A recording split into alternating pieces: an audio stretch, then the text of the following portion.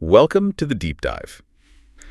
If you're like most people learning English, you know that feeling, Oh, I know it well. that constant frustration where you understand every single word in a sentence, but you have absolutely no idea what the sentence actually means. Right. It feels like you're hitting these little landmines, these phrases where the literal meaning just doesn't connect to the message at all. It's less like a conversation and more like, I don't know, trying to crack a secret code. It absolutely is. And that code has a name, the idiom. And that's what we're here for today. We have this really fascinating presentation designed to shortcut your way to fluency How so? by decoding the hidden logic, often the visual logic behind 9 really essential idioms. And that's our mission for this deep dive. We want to show you exactly how to get around that frustration. We're going to go beyond just memorizing lists. We're using a really powerful 3-step method. Right. First, there's the visual. Right. Connecting a literal, sometimes really exaggerated image to the phrase itself.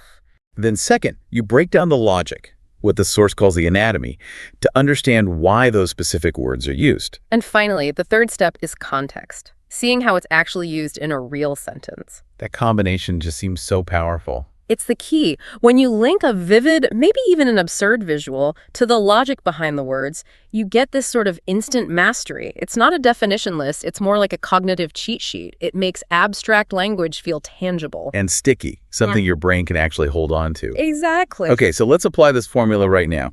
We can start with our first collection of idioms, all focused on communication. Specifically, the mouth and the ears. Right, our 2 main channels. The first one is a phrase you hear all the time, all ears. The visual logic here is, well, it's simple, but it's incredibly effective. What is it? It's the idea that if you are all ears, you are, for that moment, wholly transforming into the organ of listening. It just screams complete and singular focus. I like that. The word all does all the heavy lifting. It conveys totality. If I'm all ears, it's like I've shut down everything else. I'm just here to hear what you have to say. They're signaling total readiness. So the meaning is to be listening eagerly, attentively. You hear it when someone's got some juicy news or a big idea. For sure. Like, go ahead, tell me your idea. I'm all ears. Yeah, that's so much more than just saying, I'm listening.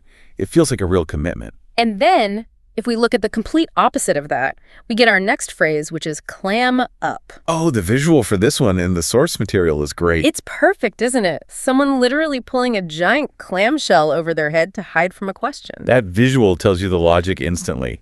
A clam, that hard-shelled mollusk, it just snaps shut the second it senses danger. Right, and the little word up in the phrase just confirms the action is complete, the channel is sealed, it's done. So to clam up means to suddenly stop speaking, usually out of nervousness or secrecy. Precisely. They're pulling their vulnerable self back into that hard shell for protection. You see it in context like, when the police asked him questions, he just clammed up. He refused to talk. Yeah. It's not just stop talking, it's stop talking because you feel threatened. That's a huge difference for memory. It is. Now, the third one in this communication group deals with something more internal. Get something off one's chest. This one is all about emotional weight. The visual shows a person physically crushed under this giant, heavy stone labeled worry. And the logic is that holding on to a secret or a big anxiety is physically draining. It really does feel like a heavy weight pressing down on your chest, on your lungs. And so getting it off is about that feeling of relief, of succeeding in removing that pressure. It gives a physical form to a purely emotional feeling. So the meaning is to finally talk about something that's been worrying you so you can feel better.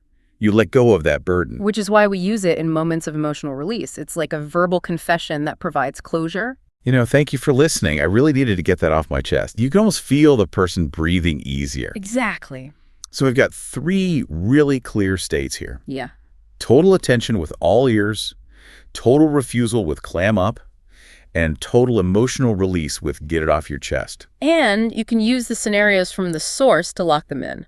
Worried friend needs to talk. Get it off their chest. Ready to hear the latest news. You're all ears. And a suspect who goes silent under questioning. They clam up. It's a perfect system. That's a perfect transition, actually. Because the first 3 are about intentional choices in communication. But this next collection is all about accidents. The oops moments we all have with mistakes and secrets. Let's dive right into the first one. Spill the beans. The visual for this is my favorite so far. It's this overturned jar on a table. Right, a jar that was clearly supposed to keep something contained. And the contents, the beans, they've spilled out and are scattered in a way that literally spells the word secret. It's a bit on the nose, but it works. It totally works. The logic is so clear. Spill means to let something out unintentionally. And the beans represent the secret. Once they're out of the jar, you can't just scoop them all up and put them back in perfectly. The secret is out. It can't be contained again. It's funny that a secret is represented by something so common, like beans.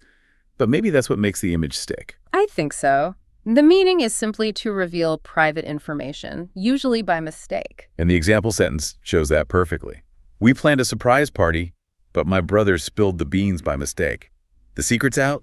The surprise is ruined. It's like hitting reply all on an email you meant to keep private, which brings us to an even more awkward social mistake. Oh no, put one's foot in one's mouth. The image for this is just pure, painful physical comedy. It really is. You see this person at a party, mid-conversation, trying to physically jam their own dirty shoe into their mouth. It's an image of just, wow, profound tactlessness. The logic is all about the spatial error, right? Your foot goes on the floor, your mouth is for talking.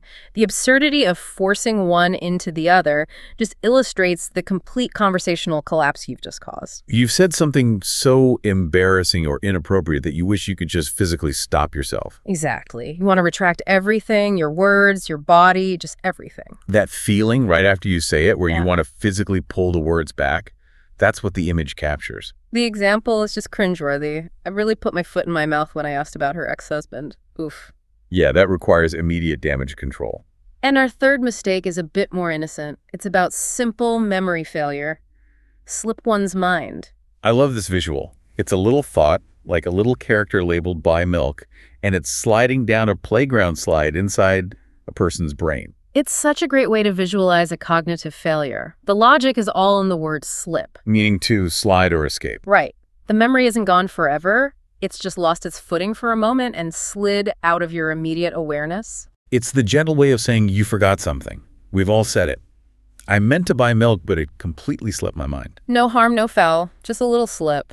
So let's do a quick check on these accidental slip-ups. If you're telling someone, it's a secret, don't tell them. You're telling them not to spill the beans. Okay, and if you just ask someone when their baby is due and they tell you they aren't pregnant. You have definitely 100% just put your foot in your mouth.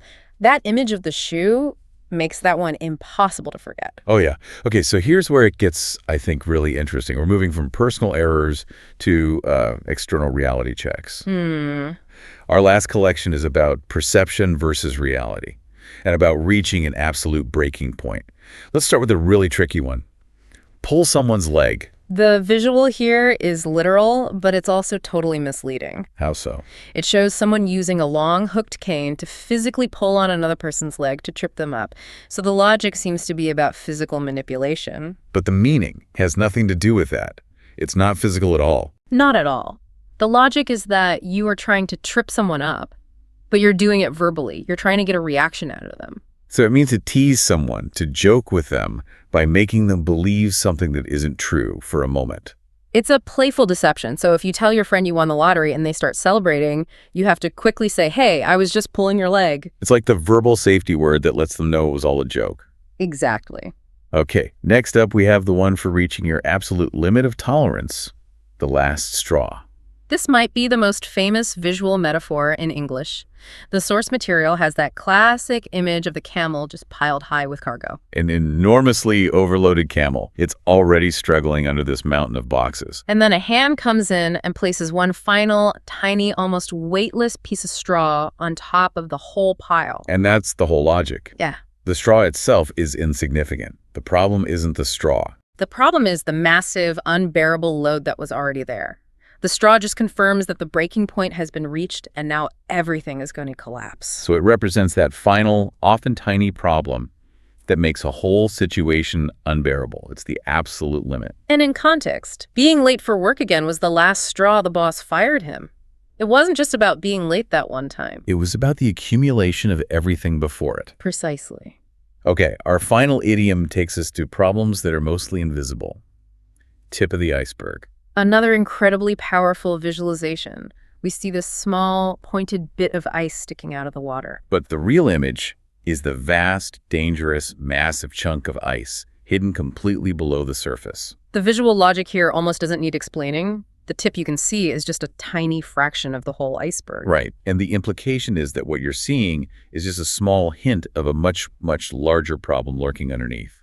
So the meaning is that the visible part of an issue is just a small piece of a much larger and often more dangerous hidden problem. If you only focus on the tip, you're missing the real danger. We see this a lot when people talk about systemic issues, for example. The reported cases are just the tip of the iceberg. Meaning the real number of cases is probably much, much higher. Exactly. So for our final quick check, we can connect these bigger ideas back to the visuals, the concept of hidden danger. Connects directly to that huge, submerged mass in tip of the iceberg. The idea, just kidding. That's the mischievous act of pulling someone's leg. And finally, the feeling of reaching the limit, that breaking point. That's the poor, overloaded camel in the last straw. Wow, so we've really built a kind of cheat sheet for these 9 idioms, haven't we? We have. We grouped them by theme to make it even easier. We have the 3 communication states: all ears, clam up, and get something off one's chest. Then our oops collection of mistakes and slips, the secret reveal of spilled beans, the social blunder of put one's foot in one's mouth, and the memory failure of slip one's mind. And we wrapped up with perception and limits. Pull someone's leg, the last straw, and tip of the iceberg. The real power here, and what we really hope you take away from this, is that fluency isn't about painful memorization of lists. Not at all. It's about making these quick, logical links between a really vivid image and the abstract meaning. That visual logic is what moves these phrases from something you just recognize to something you can actually use. We've broken down the anatomy of the language, really focused on how each one is built to make them accessible and, as you said, sticky for your memory. So what does this mastery mean for you, the person listening? We want to challenge you to apply this right now. Think of the 9 idioms we just covered. Pick one. Maybe the one with the funniest visual, the one that really stuck with you. And make a point to use it in a conversation today. Don't let that knowledge just, slip your mind by tomorrow.